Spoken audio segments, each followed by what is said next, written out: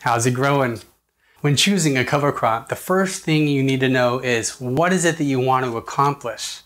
I think we're pretty clear at this point that I wanted to kill root knot nematodes, so I chose these. But that's not the only reason. We need healthy, fertile soil full of diverse microbes. And this is part 2 in the series Cover Crops to Kill Nematodes.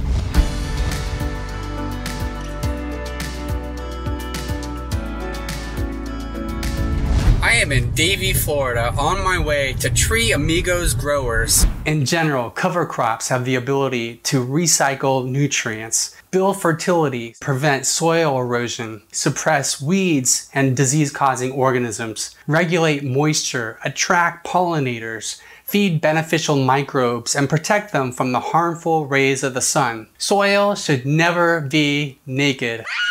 Just keep it covered, okay?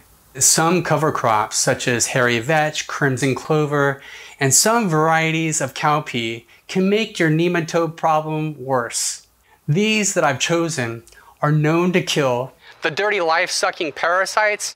There are a number of other cover crops that can be used to suppress nematodes, and at the end of this video, I'll share how you can check those others out. I'll also have a bonus tip on what not to do when growing cover crops to suppress nematodes. But for now, let's talk about these. Kodiak brown mustard can reduce several different soil-borne diseases, and it has a couple of different glucosinolates. One that suppresses nematodes and disease-causing organisms, and the other suppresses broadleaf weeds.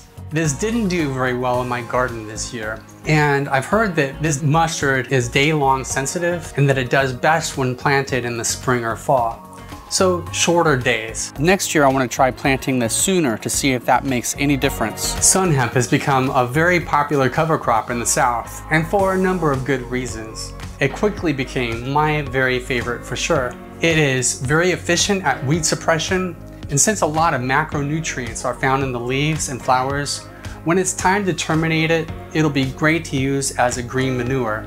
And I'll show you how that's done in the next part of this series. If you're trying to garden in that sandy dirt, try starting the soil building process with sun hemp. It grows well in the sand, and all that biomass will be a great addition. Sun hemp is a legume, like cowpeas, beans, pigeon peas, peanuts. These plants can pull nitrogen from the air and fix it in the soil. But legumes cannot do this on their own. They need help from the right soil biology. And that's where these guys come in. This is Rhizobia. This microbe has a beautiful symbiotic relationship with legumes. And another benefit, when rhizobium is present, it can help the plant be more productive. I had never seen my beans as productive as they were last season after I inoculated the soil with this packet, which contains about 4 different strains of rhizobium.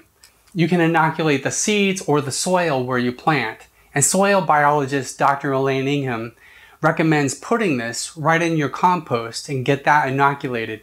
I'll have a link for this below in the description.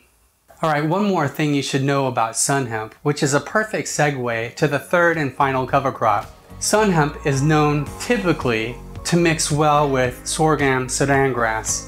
Supposedly they can be mixed up and broadcast planted together, although for me, in my first experience with cover cropping, my sun hemp grew so much faster than the grass that it blocked out too much of the sunlight. So next time I may give the grass a head start by about 2 or 3 weeks. Sorghum sudan grass in the right conditions usually grows 3 to 8 feet tall and fast, producing a lot of biomass. It didn't quite do that well for me in my beds this first time around, but I did notice that the root development in 3 weeks was impressive. Of course, sorghum sudan grass has all the general benefits that I mentioned that cover crops typically have, and is known to suppress a wide range of root knot nematode strains. Here's a bonus tip.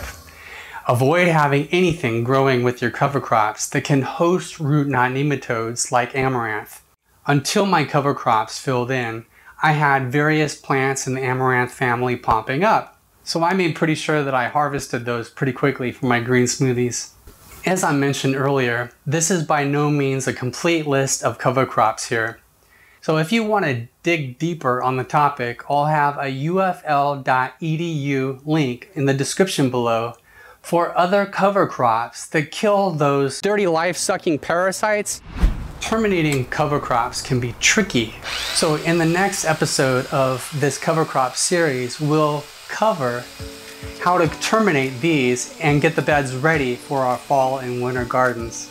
Hey, if you got something out of this, please consider giving a thumbs up like on the video, subscribe to the channel, and finally, live regeneratively and let's grow together.